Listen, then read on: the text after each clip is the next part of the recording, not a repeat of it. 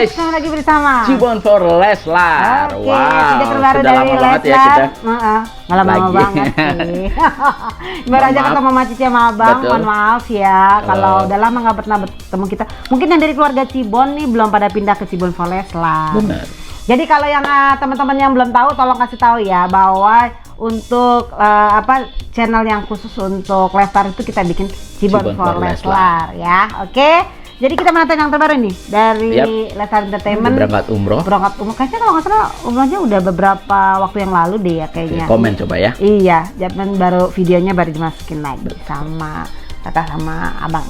Sama Abang sama Dede ya. Oke, kita tonton bareng kalian, tapi kalau kalian mau mampir jangan lupa. Ya, jangan lupa di-subscribe, nyalakan notifikasinya biar kalian tahu ada video-video baru dari keluarga Cibon dan Cibon for Leslar. Iya, langsung aja ini dia reactionnya. Check it out.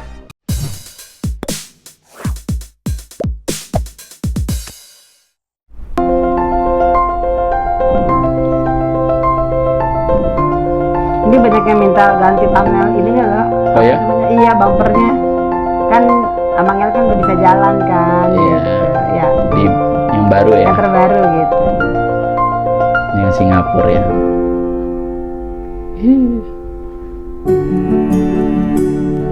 Wow, bagus ya.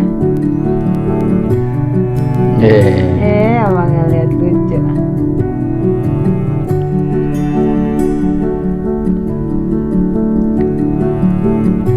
Herannya kan negara orang banyak burung-burungnya ya. Ada sini juga kota tua. Oh iya kota tua. Wih di Liwatan ala ini ya. Assalamualaikum warahmatullahi wabarakatuh. Salam. Masya Allah, alhamdulillah. Kali ini aku mau sedikit sharing atau berbagi cerita terkait pengalaman umroh aku dengan suami dan anakku.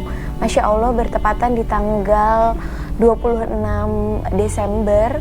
Oh, 26 Desember itu kemarin. 1 tahunnya Abang Fatih. Dan aku dengan suami memutuskan untuk berangkat ibadah umroh di momen yang spesial. Soalnya Abang. Ini bisa dibilang momen yang paling berharga ya. Untuk pertama kalinya gue menginjakan kaki gue di tanah suci. Yang memang kebetulan gue niatnya sekalian untuk hadiah ulang tahun anak gue. Sekaligus kita pengen ibadah umroh dan sesuai memang dengan apa yang kita cita-citakan dari dulu ya. Kita pengen keluarga kecil kita bareng sama El bisa bertiga umroh bareng di tanah suci.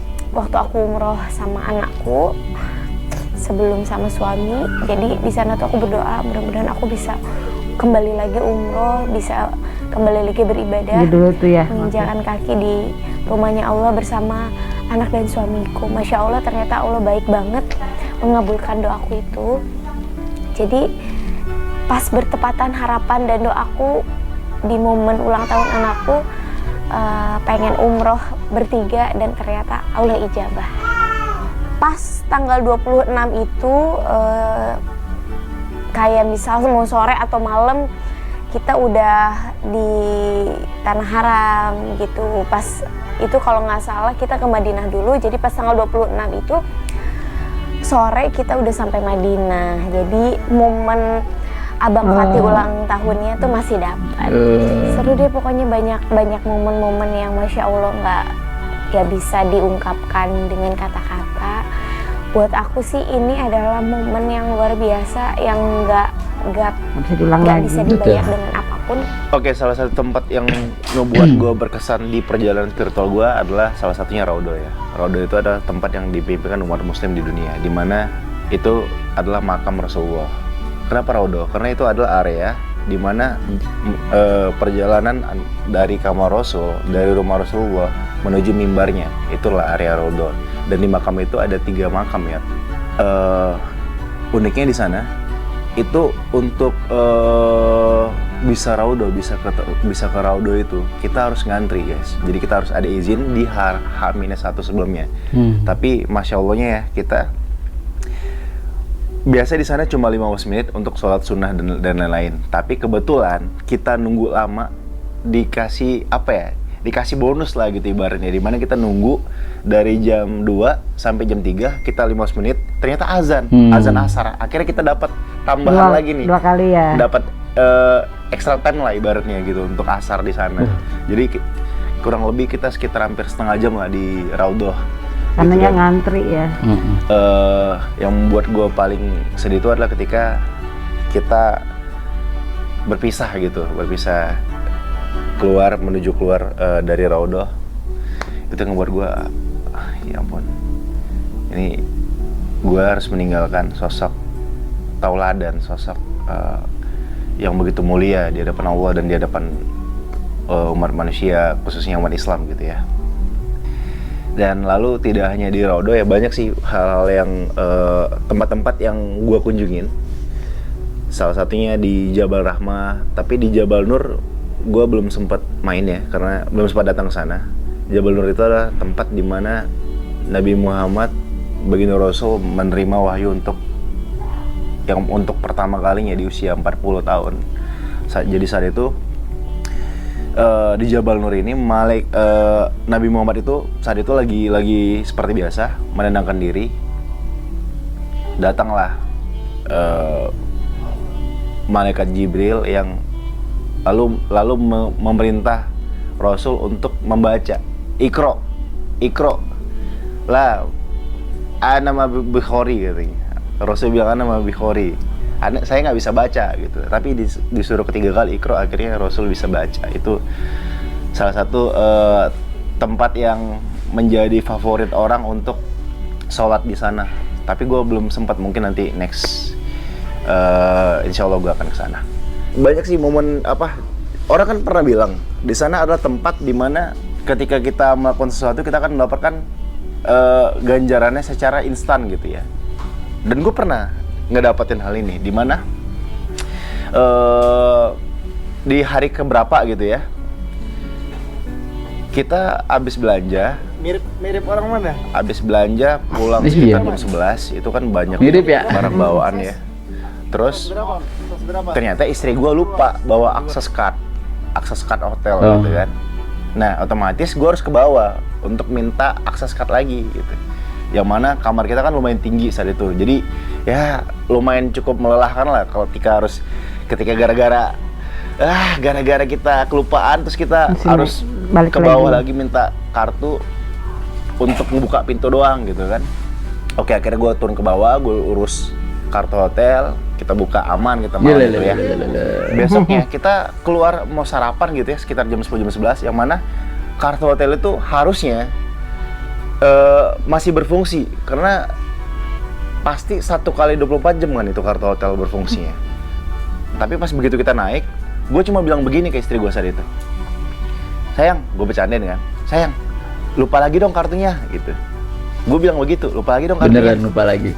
Dia nggak lupa sama kartunya, dia bawa kartunya. Tapi begitu kita tap, nggak bisa kartunya.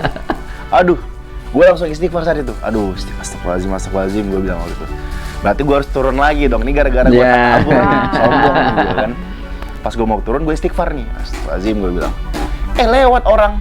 Lewat siapa? Room service-nya gitu, room service-nya lewat. Gue bilang, mas, saya minta tolong gitu, ada nggak, pakai bahasa Inggris kan, bahasa Inggris ala-ala gitu kan. Ada kartu nggak? Kartu saya hilang, kartu saya ketinggalan gitu. Saya bilang awalnya dia nggak mau ngasih, akhirnya setelah saya jelasin, saya minta tolong, dikasih sama dia. Itulah balasan ganjaran kontan ya terhadap sifat takabur gitu. Jadi memang di sana kita memang harus menghindari omongan-omongan yang tidak baik gitu. Tapi ada satu hal yang menarik lagi ya, itu yang tidak banyak orang tahu. Di mana HP gue tuh sebenarnya sempat hilang, salah satu dari HP gue. Di mana satu HP itu yang menyimpan lebih banyak data dibanding HP satunya, banyak nomor-nomor orang, file-file penting, dokumen ya nomor-nomor partner lah gitu dan sebagainya lah ya. Itu hilang teman-teman. Abis gue sarapan, gue lupa, mungkin jatuh kali ya di bawah. Terus gue coba cari pakai Find My Phone, ketemu dia lokasinya ada di sana, Al Abraj gitu. Kebetulan kita memang di Zamzam Tower kan tinggalnya di Al Abraj.